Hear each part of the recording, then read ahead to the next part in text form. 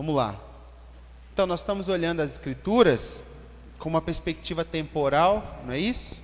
Ou seja, uma linha do tempo. E nessa linha eu ia direto para os restauradores. Zorobabel, Esdras e Neemias. Eu já ia direto para ele. Quando foi quinta-feira no meu devocional, eu me lembrei de Esther. Talvez Deus me lembrou de Esther. E eu me dediquei assim a sexta-feira pensar em Esther e fui muito edificado. Então hoje vamos falar de Esther. Na última semana nós falamos sobre a era dos impérios, né? 3 principais impérios. Alguém lembra quais são?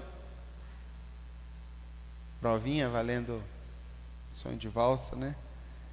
Primeiro império assírio, né? 722 a.C. Assírio. Depois o babilônico. Depois o império persa. O império persa foi o último império antes do império romano, que foi contemporâneo de Jesus. Então só se lembrar, qual que foi o último império? Persa. E talvez o mais poderoso de todos os impérios, dizem até mais do que o império romano. Porque ele vem numa sucessão de impérios. Então quando chega a ele, é um governo de centenas de anos nesse regime. O Império Persa é a última potência mundial. Então quem é do Império Persa, né, está na elite. E antes do Império Romano, o Império Persa é o que devasta o mundo, ou que manda na economia do mundo, manda nos bens do mundo, manda nas principais capitais do mundo, o Império Persa. O povo de Deus, não sei se você lembra, que a política expansionista do Império Persa, ele não fica nem com o povo e nem com o terreno. O Império Persa, na época do Império Persa, que um imperador chamado Ciro acha uma carta e liberta os cristãos para voltar para suas fronteiras. Porém, tudo que eles produzissem lá nas suas fronteiras teria que ser enviado o recurso todo para o Império Persa. Então eles não estão ficando nem com as pessoas, né, como fez os babilônicos, e nem com o solo, como fez o assírio. Eles estão deixando o povo no lugar deles, eles estão deixando o povo na terra deles, adorando o Deus deles, mas tudo que eles produziam, eles mandavam o recurso para fora. Fez escola, né, até hoje, né? Eis o Brasil aí. Desde essa época aprenderam a fazer isso. E vieram aqui, tiraram o melhor que a gente tem e põem a gente para trabalhar, para alimentar, né, o capitalismo mundial. Por exemplo, depois da primeira gravidez, né, depois da primeira gravidez ela teve um probleminha e aí ela teve que retirar uma trompa. Então a bebê nasceu de forma, veio, né, gerada de forma natural com uma trompa só. E ela, desde o 3º mês, ela tinha que ter restrição de movimento total. Tinha que ficar com os pés para cima, muitas horas do dia, tipo 8, 10 horas, sem fazer nada, com risco de perda do bebê, porque o útero não estava fechando. É isso? Tinha uma parte lá, o ovário, não sei, que não estava fechando, o risco de perda do bebê era muito alto. E graças a Deus, nasceu bem, grandona, com saúde. Estamos muito felizes. Daqui a pouco ela falou que vai estar aí. Ela deve estar nos ouvindo. Não, quer dizer, vai nos ouvir depois, né? Bom, o livro de Esther não é muito fácil de achar, né, pessoal? O meu está chegando aqui.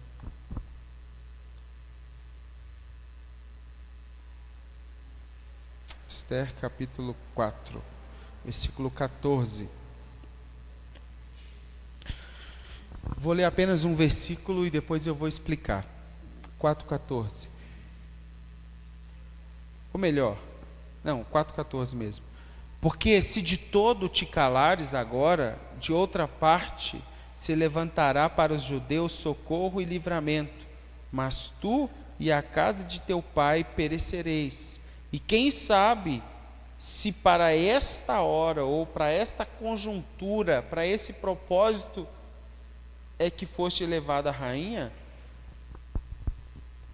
Porque se de todo te calares agora, de outra parte se levantará para os judeus socorro e livramento, mas tu e a casa de teu pai perecereis. E quem sabe se foi para esta hora, para esse propósito, para esta conjuntura que você foi elevada a rainha? Sem sombra de dúvidas, a maioria das pessoas, ou a maioria de nós, não sabem quem são, ou ainda estão nesse processo de se descobrir, e que vai terminar e concluir somente no dia que a gente vê Jesus. Consequentemente, essas pessoas que nem param para pensar nessas coisas, se tornam pessoas ineficientes, de maneira geral, insatisfeitas com a vida. Ligam o stand-by e vai vivendo. Pessoas que muitas vezes vivem no modo operacional. Tem um modo de segurança, né, no computador, quando você liga e ele não pode funcionar normalmente, aí você entra no modo de segurança que ele desliga algumas coisas e funciona só o necessário.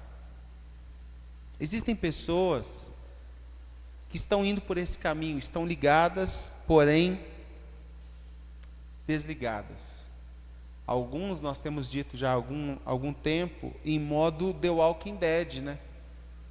Alguns como zumbis, andando de lá para cá, não sabendo de onde veio, não sabendo para onde vai, não sabe de que linhagem é, só quer devorar tudo à sua volta. Estranhamente, pessoas que são alcançadas pela salvação continuam nesse mesmo estágio. Terça-feira nós falamos de salvação e novo nascimento. São duas coisas distintas quando olhamos para João capítulo 3. Nicodemos, possivelmente, era um doutor da lei, era um sábio, era um professor das coisas de Deus. E o próprio Jesus fala para ele nascer de novo, né? E ele pergunta: você foi batizado em quê? Ele falou: no batismo das águas, no batismo de João. Aí Jesus fala: então, mas você tem que ser batizado no Espírito agora, que é o batismo de Jesus, que é o acesso para o reino de Deus. Não quer dizer que a pessoa não é salva, tá, pessoal? Pois podemos olhar isso com mais calma. Quer dizer que ela não participa de maneira efetiva da edificação do reino. Ela precisa nascer para o reino, nascer do alto. Pessoas alcançadas por salvação e continuam vivendo sem refletir no resultado desse chamamento para a nova vida. Não carrega uma causa de vida, não tem senso de oportunidade, de benesses que extrapolam o umbigo, né, de cada um. Ela vive para aquele mundinho dela, só o que o Alex quer, a cama, o videogame, o iPad. O mundo se torna pouco, pequeno demais. Não é isso. E Esther é um bom exemplo para nós, porque ela vai descobrir um propósito de vida. Nós vamos conhecer um pouco essa história.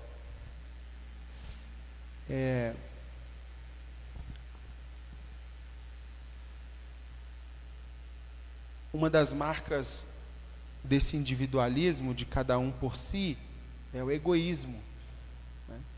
Então a gente, quando não descobre quem nós somos, o problema não é só seu. O problema é que o dom que Deus deu a você está sendo negligenciado para o mundo.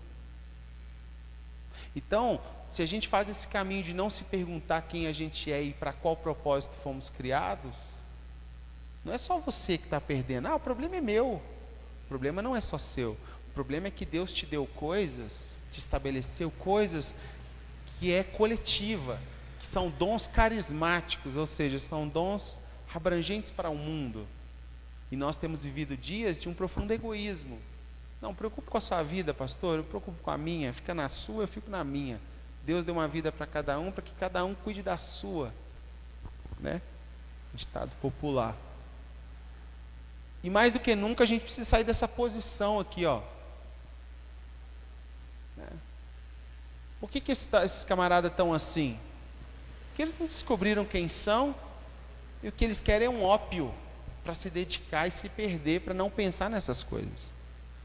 Aí a gente pode achar vários ópios, né?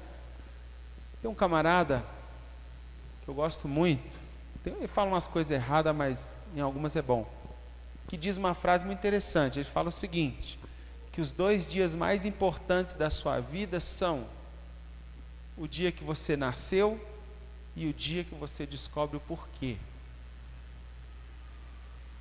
Essa frase é de um filósofo que foi eternizada numa música que eu também gosto muito. Depois corta isso, hein, Gabriel? Do Fresno, chama Maré Viva. E no show, ele, antes de começar a música, ele conta a história de como ele começou. Para mim, tem cristão lá, né? Para mim, só pode ter vindo desse lugar, porque o que ele fala nas letras, muitas delas são pontuais. Então ele fala o seguinte, que num dia ele estava num quarto, com ele mais 3 pessoas tocando dentro do quarto dele, e alguma coisa falou dentro dele que aquilo era pequeno ainda, que aquilo era uma voz para muitas pessoas. E aí ele ouviu aquilo e lembrou desta frase de um filósofo que ele tinha ouvido, que ele tinha estudado. E aí ele começa a música Maré Viva contando isso. E o que diz essa música? Ele diz que as situações do mundo tentaram limitar a expansão de quem ele é. Mas ele descobriu uma força que é imortal, que provém de dentro dele como uma maré viva, que vai levando vida, e vai empurrando o que tem pela frente. Precisava tomar um café com ele, né? É bonzinho demais. Os 2 dias, e eu acredito nisso. Tem muita gente que sabe o dia que nasceu, mas não sabe o dia do porquê nasceu. Isso nos consome, ou deve nos consumir.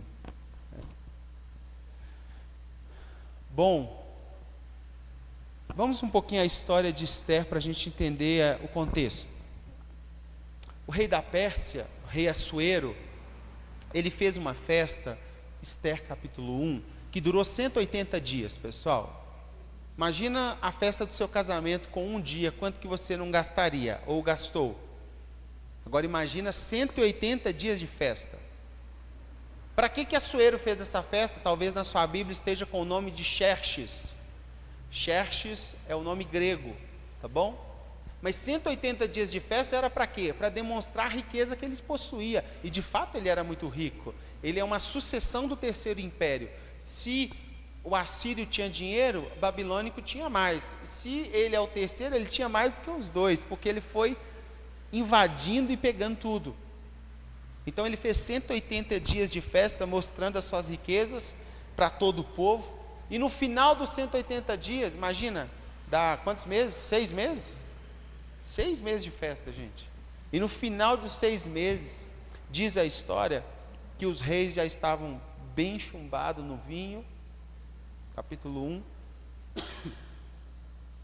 e ele deu um banquete de 7 dias, para curar, né? Sabe aquele negócio, tomou muito, 180 dias, e agora vamos comer uma comidinha pesada, para forrar o estômago? 7 dias de comida. E dentro desses 7 dias, no final, a galera ainda meio alta no álcool, manda chamar a esposa dele, Vasti, a rainha. Sabe para quê? Imagina a cena. Homens bebendo, 180 dias. Um banquete de 7 dias. E ele manda chamar a esposa, porque era muito bela, Vasti, para ela desfilar para os seus amigos e mostrar sua beleza para os seus amigos. Alguém falou, homens bobos e bêbados continuam os mesmos, né? Mostrando seus troféus. Aí compra um carro para mostrar seu troféu, compra uma mulher para mostrar seu troféu, né? Aluga uma mulher para ir no jantar. no caso desse homem, Assuero, queria mostrar para os outros que a mulher dele era muito bela. Vasti ouviu isso e falou: o quê? Eu passar por esse papel? Ela era uma mulher digna. Falou: não, eu não vou me deixar passar por esse papelão. Ela não aceita, então ela recebe um castigo. E qual que é o castigo dessa mulher? Que não foi submissa ao marido, nunca mais entrar na presença do rei. E o rei manda cartas para todas as 127 províncias que o Império da Pérsia comandava, dizendo que quem manda em casa é o homem. Então, se você precisa de uma carta para declarar que você manda na sua casa, é sinal que já não manda há muito tempo, não é mesmo? E essas cartas começam a rodar dizendo que o homem que tem que mandar. Por quê? Porque a atitude de Vasti comunicou para as mulheres que elas tinham voz, e eles ficaram com medo de perder o reino por causa disso, por causa de uma mulher insubmissa. Então, passado o fogo, o rei sente falta de Vasti. E quando ele sente falta de Vasti, ele recebe um conselho dos reis mais próximos a fazer um concurso de beleza e escolher entre as 127 províncias as mulheres mais belas para fazer um concurso de beleza, para que uma delas fosse escolhida para ser a rainha nova dele no lugar de Vasti. Ele gosta da ideia, manda cartas para todas as províncias, nomeando representantes para escolher as moças entre todas as 127 províncias. Escolhe 7 mulheres. 7 mulheres são escolhidas. E ele propõe um tratamento de beleza para essas 7 mulheres durante, 12 meses. As 7 mulheres iam ficar internadas no palácio, só com tratamento de cosméticos e óleos e perfumes durante 12 meses. Cuida do cabelo, dieta, pezinho na água, tudo que você pensar. É um spa primeiro mundo. Tinha dinheiro, né, pessoal? Porque um dia, uma idinha no salão, imagina agora, um ano. Sei qual que é mais caro, se é o primeiro, 180 dias de festa, mas vamos lá. Quando o rei voltou a si, sentiu falta da rainha, ele recebe o conselho do concurso de Miss, e ele faz, acha bom. Escolhe as 7, leva para o palácio. No palácio, elas começam a se embelezar durante 12 meses. E nesse tempo que ele envia as cartas, existia na cidade de Suzã um homem chamado Mordecai, ou na sua Bíblia pode estar como Mardoqueu. Mordecai era um judeu que criava uma menina chamada Hadassa, ou Radassa, que é Esther, que tinha ficado órfão de pai e mãe.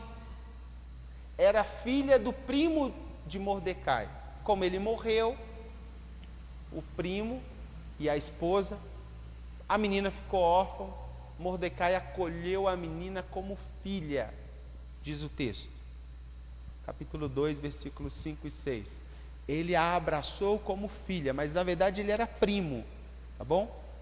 Mordecai acolheu ela, e quando Mordecai fica sabendo do concurso de Miss, ele leva Esther para apresentar para esses homens como uma possível. Chega para Esther: Esther, eu fiquei sabendo de algo que eu acho que é bom para você. Ela fala: mas eu, judia, quando eu chegar lá com esse nome? Ele: não, Esther, vai como Esther. E ela passou na primeira etapa, foi para o tratamento dos 12 meses, junto com essas 7 mulheres. Depois disso, o rei manda fazer um desfile dessas 7 mulheres, depois desses 12 meses. E quem é escolhida de todas as mulheres? Esther. capítulo 2, versículo 17, diz que o rei amou mais Ester do que todas as outras. Isso. Ester, então, é declarada a nova rainha. Dizem também que o carisma de Ester, a educação, né, a fineza dela era contagiante. Inclusive, esses homens que faziam, os eunucos que cuidavam do processo de beleza, muitos que não podiam se apaixonar por nenhuma, apaixonaram pelo carisma dela. Não para possuí-la como mulher, né, porque eram eunucos. Mas eles se encantaram com ela. E ela é a escolhida, a nova rainha no lugar de Vasti. Até aí a história muito bem. Um dia Mordecai está sentado na porta do palácio e houve 2 oficiais do palácio conspirarem contra o rei, falando que vai matar o rei.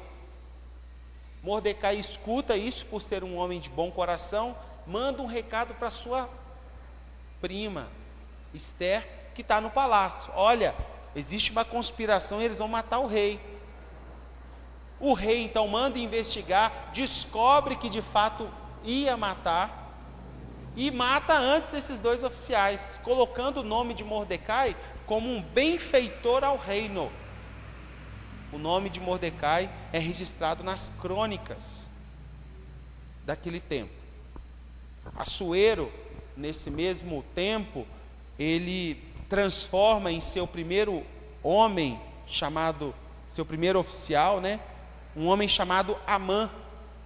Amã toma posse sobre como José foi o segundo homem no Egito. Amã foi o segundo depois de Assuero, ou seja, Assuero era o grande e depois Amã. E Amã era um homem mau. Amã, no dia que ele está tomando posse, ele pede para todos se prostrarem diante dele. Porém, Mordecai, o primo de Ester, estava no meio desses homens na hora que ele está tomando posse. E Mordecai não se ajoelha. E isso enfureceu o coração dele. Enfureceu o coração de Amã. Amã então planeja o seguinte: eu tenho que achar uma forma de matar esse homem, porque quem ele pensa que ele é? Por que ele não se ajoelhou? E alguém informa para ele: é porque ele é judeu. E os judeus não têm por costume se dobrar diante de homens. Eles se dobram diante de Deus. Então Amã, ao saber o motivo, fica insatisfeito de matar só Mordecai e quer matar agora todo o povo de Mordecai, todo o povo judeu. Amã leva a questão até o rei Assuero. O rei Assuero escuta, dá o seu anel para ele e fala: pode matar o povo. Pode não, faça como bem lhe aprouver. O que Amã faz? Faz cartas e envia para 127 províncias falando o seguinte: onde tiver judeu, mata, extermina. Quando essa carta chega na província e Mordecai fica sabendo, Mordecai rasga suas vestes, suja sua cabeça de cinza e fala: não é possível que isso vá acontecer. Vou mandar falar com Ester de novo. Quem sabe Ester pode chegar para o rei. E ela intercede junto a Ester. Ele vai para a porta do império. Alguém vê e conta para Ester que ele está lá com o pano de saco. Ela fica preocupada, manda um homem saber. Quando o homem volta, um emissário volta com a informação, fala: olha, seu tio mandou um recado. Amã mandou matar todo o nosso povo.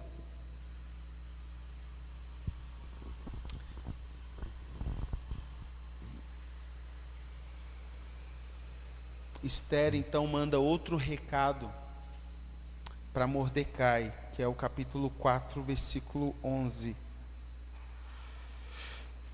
4:11. Olha a resposta de Ester para Mordecai, depois que ela informou que Amã queria matar todo o povo.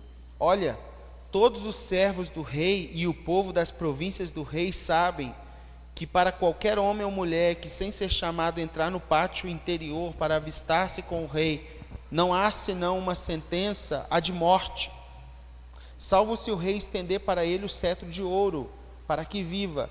E eu, nesses 30 dias, não fui chamada para entrar ao rei.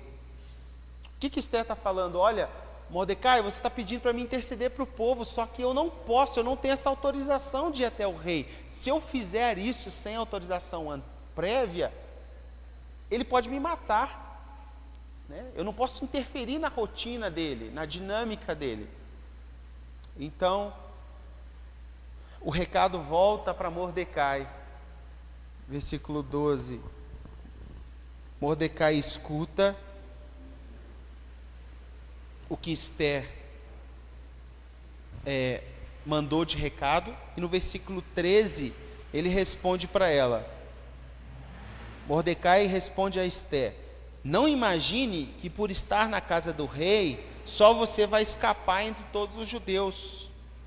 Porque, versículo 14, se de todo você ficar calada, de outra parte se levantará para os judeus socorro e livramento, mas você e sua casa, a casa de teu pai, aquele teu povo, a tua origem, e quem sabe, não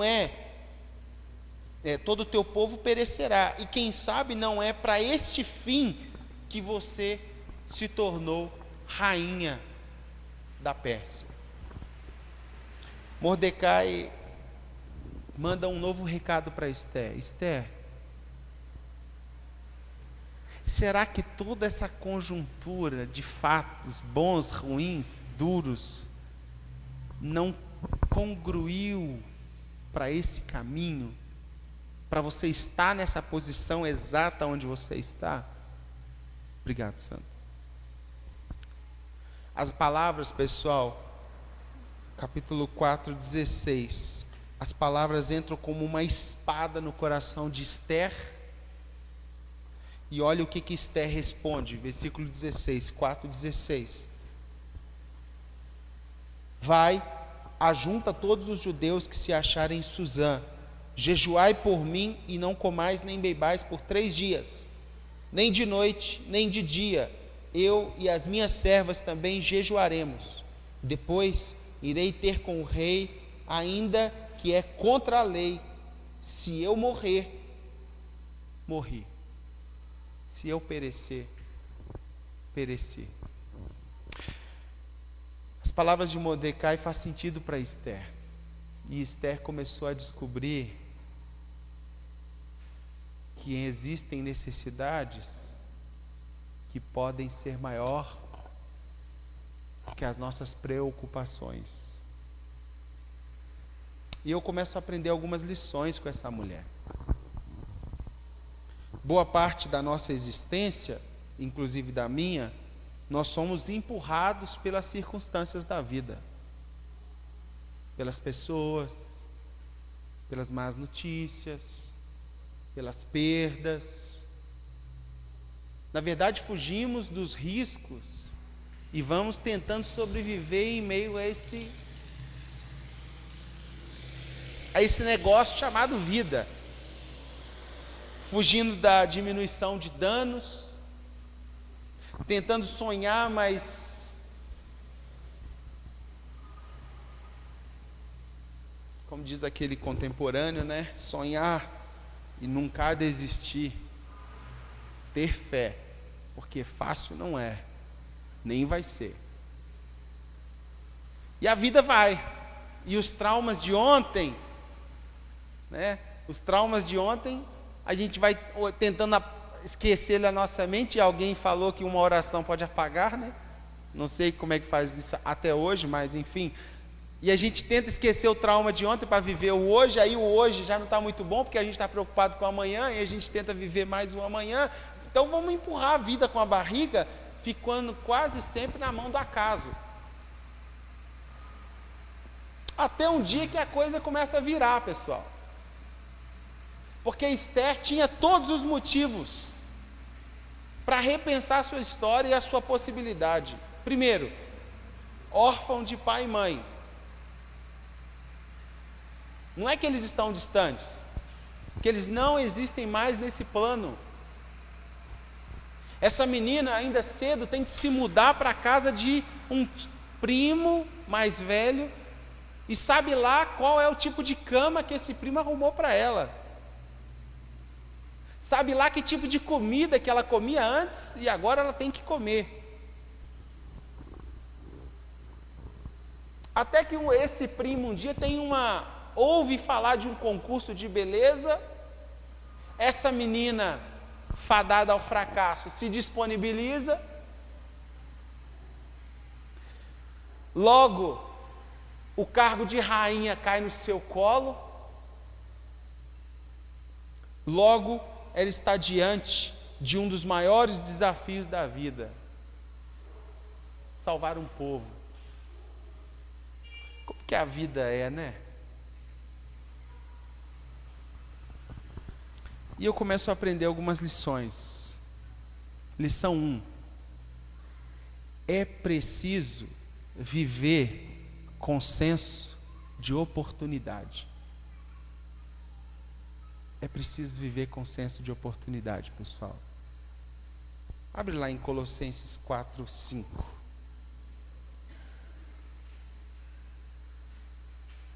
O problema é que quando a gente está só preocupado em sobreviver, a gente tem pouca força para identificar oportunidades. Sobreviver é muito bom, mas fomos chamados para viver.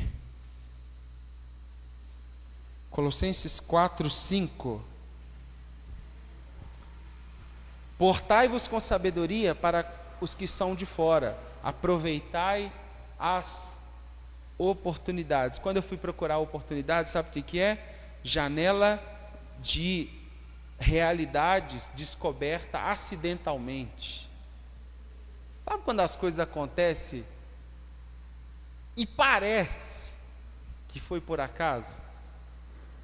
Mas parece mesmo, no fundo, que tem uma mão ali atrás, arquitetando para acontecer aquele negócio naquele dia. Que tem uma vontade do superior, do soberano, impondo sobre você uma realidade que nós chamamos que um tempo especial, um tempo do hoje. É um tempo de oportunidade onde parece que você está no lugar certo, na hora certa, com a pessoa certa, e você olha do lado, não tem mais ninguém para fazer o que você tem que fazer. É você mesmo. Tipo, faça e entra nessa nova realidade. Alguém já disse que o verdadeiro nascimento, o momento do nascimento de uma pessoa, é quando pela primeira vez ela lança sobre si um olhar inteligente. Inteligente por quê? Porque ela se vê como resposta do outro. Ela não se vê só para si.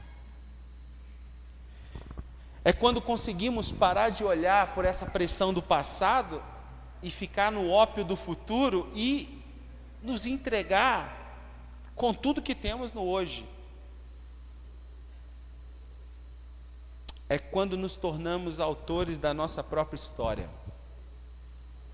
Tem uma música aí também que diz, estou cheio de música hoje: na boiada eu já fui boi, mas um dia eu me montei.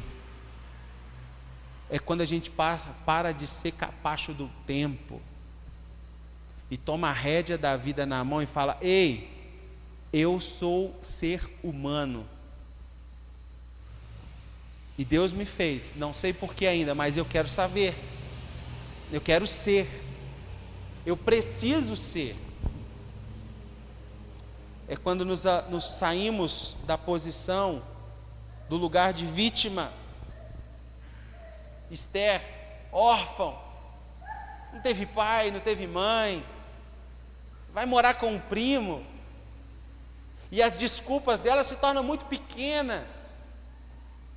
A saber, nessa hora que Mardoqueu confronta, na verdade a desculpa dela nem cabe mais. Você nasceu para quê, minha filha? Bom, deve ser por isso que você se tornou rainha. Se Deus tivesse somente essa ideia de libertar um povo inteiro, de deixar uma, como é que chama isso? Essa perseguição aos judeus? Tem um nome. Não, o Holocausto foi um evento, mas tem uma... esse antissemitismo é antigo, viu, pessoal? Esse negócio de matar judeu é antigo. Aqui, ó. Por que você acha que todas essas gerações queriam matar o judeu? Porque eles são raça eleita, nação santa. Eles seriam um modelo para todas as famílias da terra. Então mata o modelo. Eu gostei muito dessa frase, peguei ela ontem. Não importa o que a vida fez de você, importa é o que você fez com o que a vida fez de você. Não importa o que a vida fez de você, importa é o que você fez com o que a vida fez de você. A primeira lição que eu aprendo com Esther é que ela vê uma janela de oportunidade e entra. Ela responde, ela fala: hoje é eu. Segunda lição que eu aprendo: é preciso descobrir algo pelo que viver ou morrer. É preciso descobrir algo pelo que viver e morrer. João 12, 27, abre lá comigo.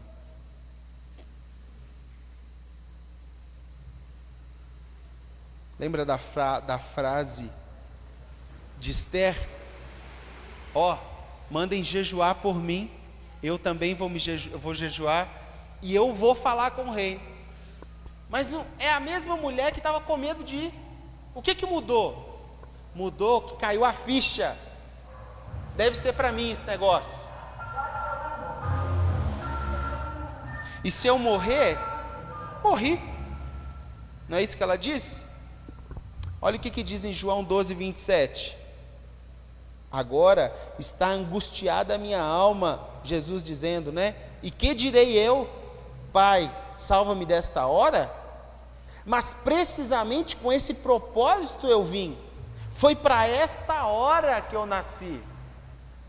Jesus, na portinha do sacrifício, que a Mara orou aqui, as pessoas começam a olhar para ele e sentir dó.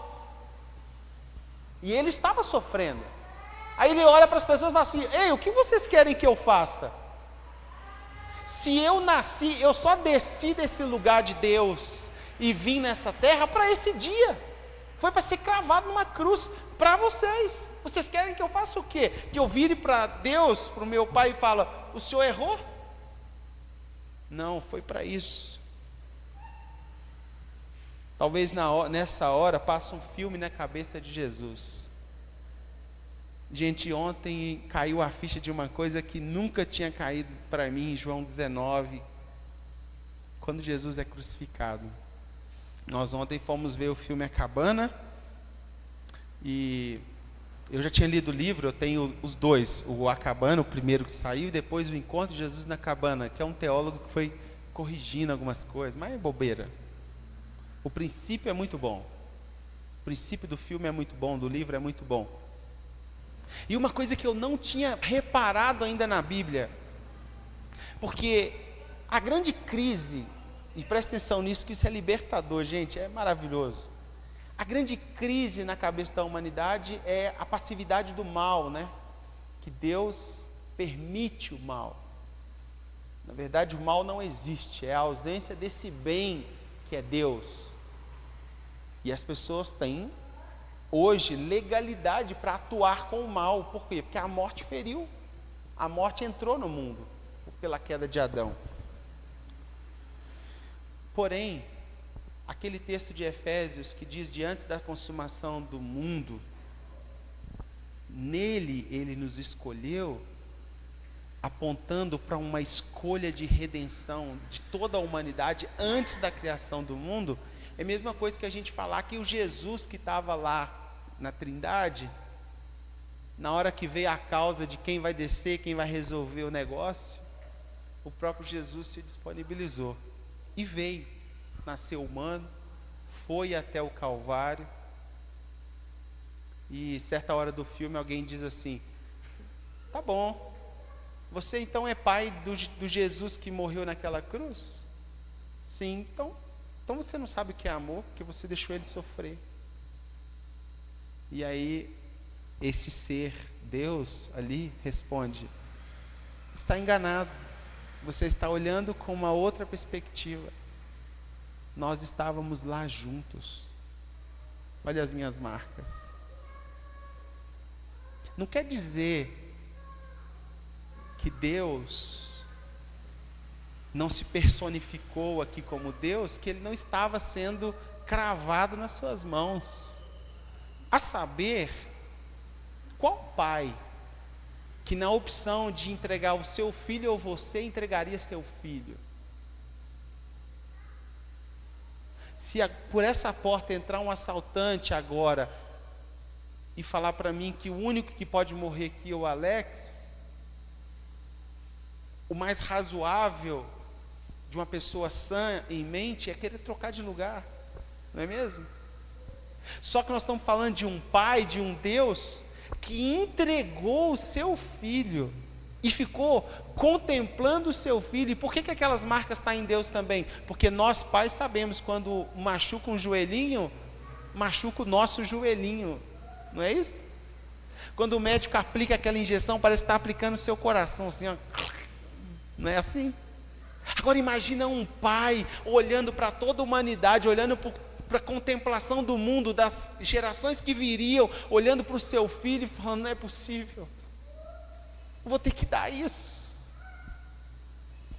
E um pai que mostra a eternidade para o seu filho e fala: está vendo, filho? Vai doer em nós, mais em mim do que em você, tenha certeza. Mas toda a eternidade será beneficiada pela sua morte. Você vai redimir o mundo e a criação. E Jesus, no Gólgota, olha para cima e diz: Deus meu, por que o Senhor me desamparou agora? E talvez Deus responderia: nunca. Eu nunca faria isso. Eu estou aí com você. E está doendo mais em mim do que em você. E então Jesus se submete ao Calvário, porque lembra de Gênesis 3,15. Lembra? Que nasceria um menino, e esse menino cresceria e esmagaria a cabeça da serpente. O que é esmagar a cabeça da serpente? É vencer a ferida que a serpente fez, chamada morte. E por isso Jesus diz: cadê seu aguilhão, morte? Você foi meu último inimigo, mas eu a venci. Eu tenho a chave da morte na minha mão. Então Jesus olha para tudo isso aqui em João 12:27, volta em si e fala: ei, peraí, eu não posso ter outra escolha. Eu tenho uma causa a qual eu devo viver e morrer. E gente, os melhores homens que eu já conheci são aqueles que descobriram pelo que morrer. Porque viver foi só desculpa para chegar lá.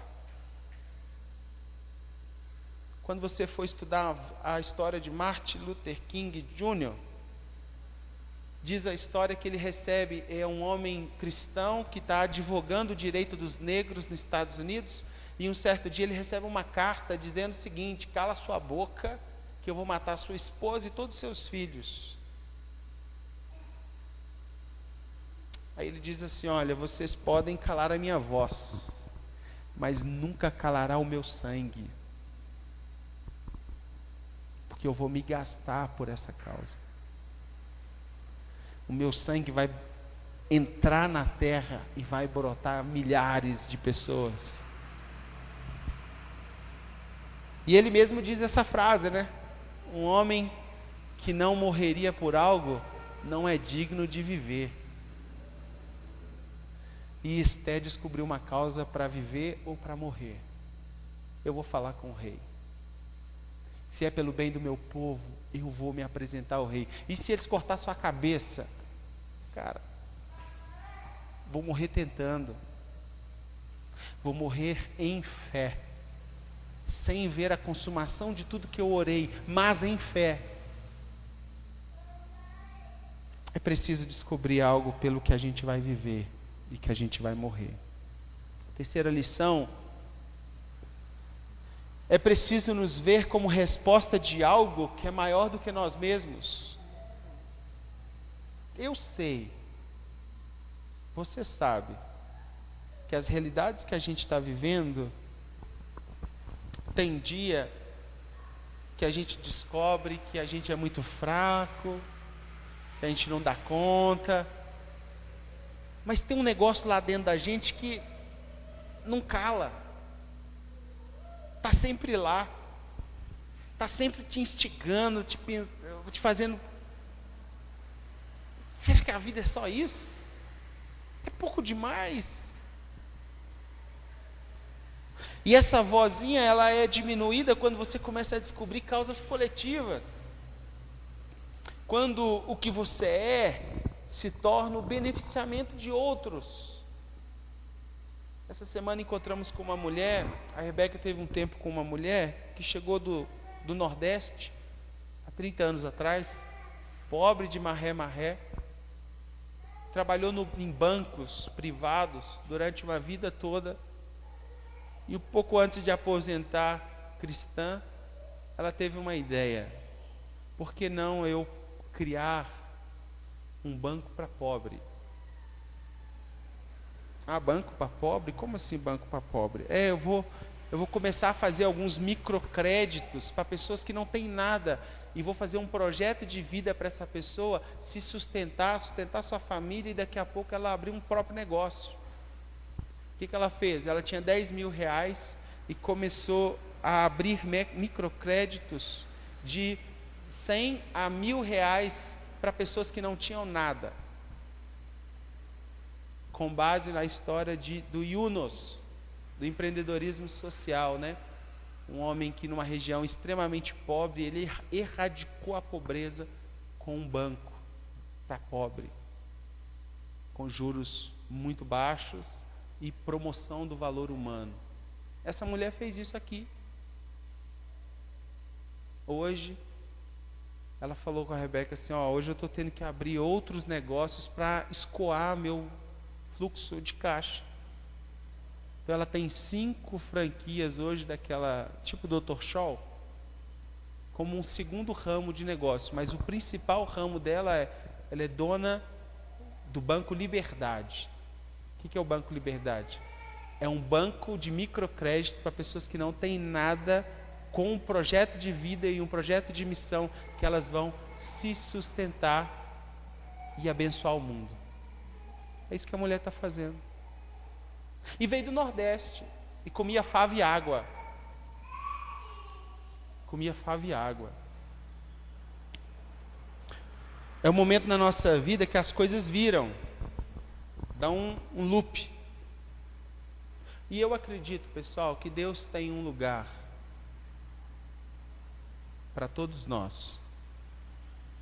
Deus tem uma hora para todos nós. Se ainda nasce vida na terra, há propósito para a terra. E cada vida que nasce uma semente que beneficia o outro. A nossa missão é descobrir para que é essa semente, onde que ela deve cair, em qual solo, quais os nutrientes, e florescer. Florescer para quê? Para que talvez se torne uma árvore, para dar abrigo para o cansado que está passando de viagem, que dá o fruto para aquele que não pode comprar. Porque a vida é muito curta para ser pequena e muito grande para ser só para mim. A vida é muito curta para ser pequena e muito grande para ser só para mim. Concluindo, Esté poderia chegar para Deus e falar: mas Deus, O senhor não sabe o que eu já passei na vida, né? O senhor está de brincadeira.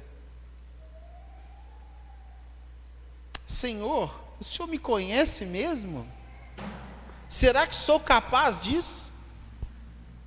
E Deus responde: sim, conheço você.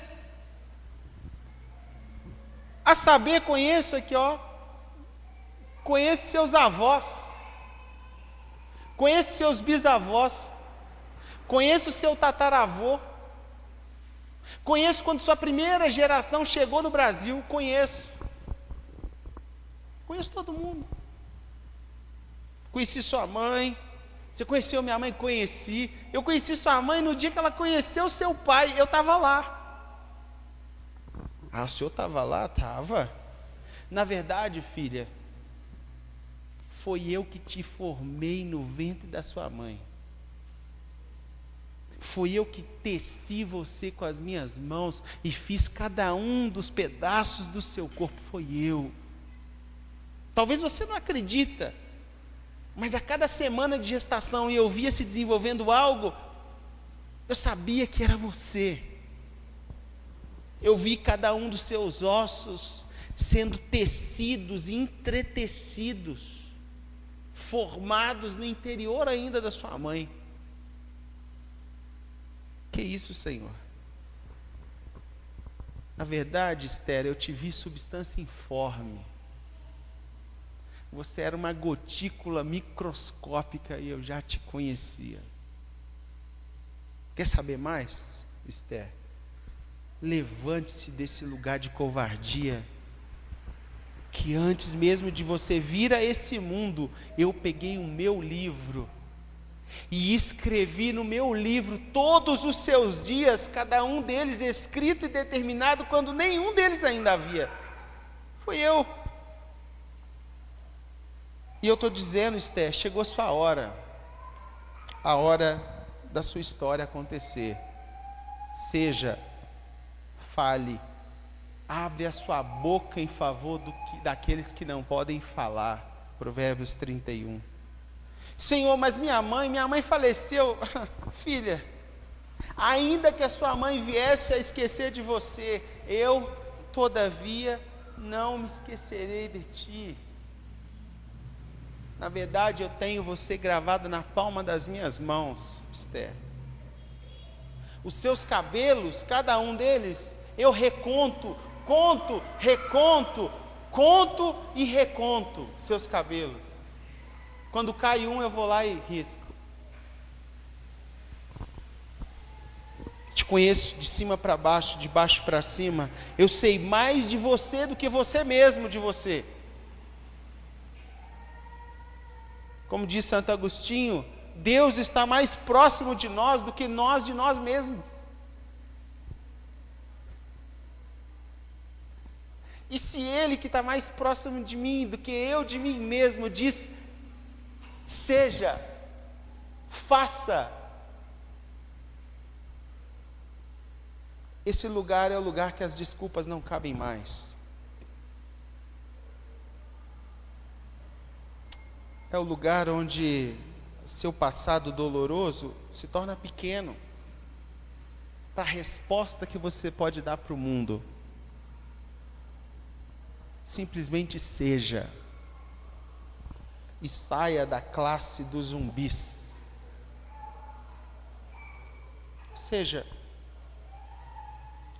Seja para além do seu umbigo, seja para além dos seus negócios, seja para além do seu plano pessoal, seja.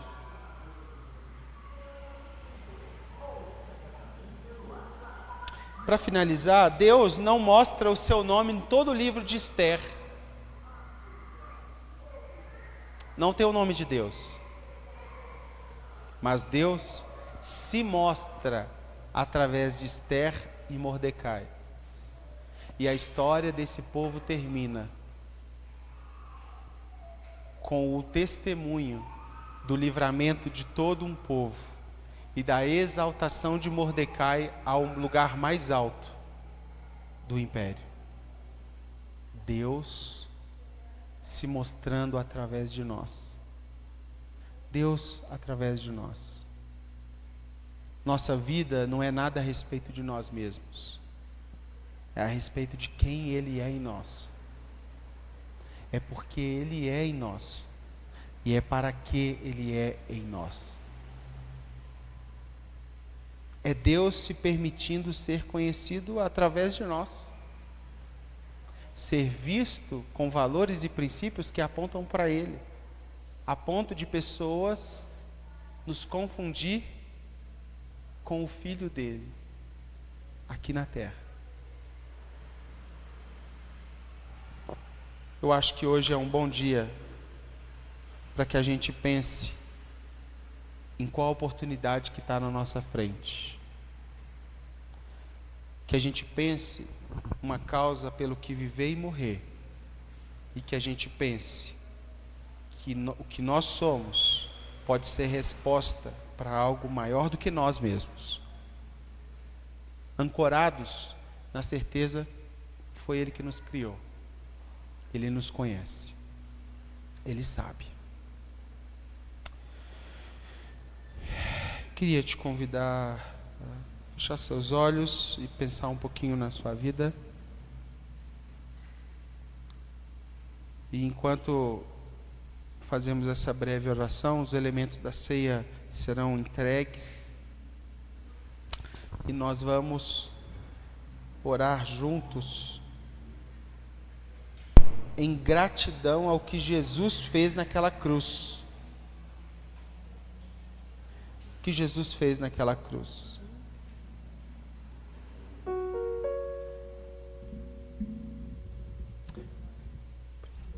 Quero que você pense na sua história. Talvez você foi poupado de estar com sua mãe, com seu pai.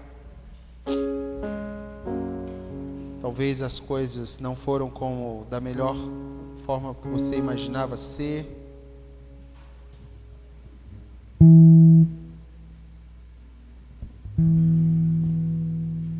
Mas hoje pode ser o dia que você descobre algo que é maior do que você mesmo. Você pare de viver uma vida pecaminosa, pequena,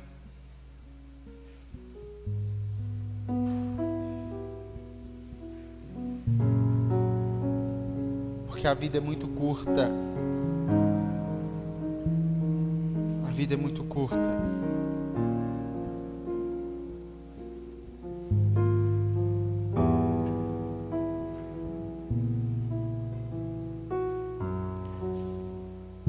Se você assim pensa, ore a Deus.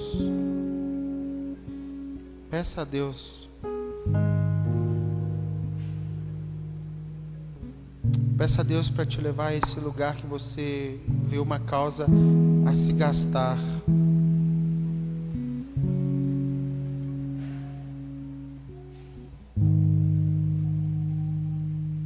Pai, obrigado por essa manhã. Obrigado, Deus. Obrigado porque o Senhor calou as nossas desculpas. O Senhor faz a gente olhar com finitude para a nossa história e olhar para o Senhor como autor da nossa história. E nós não queremos continuar nesse local de covardia, esse local de egoísmos, esse local que a nossa vida só resulta em melhora da nossa história. Queremos ser uma resposta coletiva, uma resposta para o outro.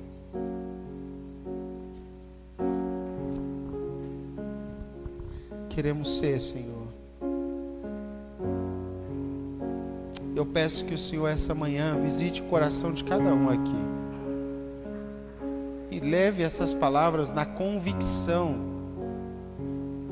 que o Senhor é autor da nossa história. Pedimos, Senhor, escreve a sua história através de nós. Escreve a tua história.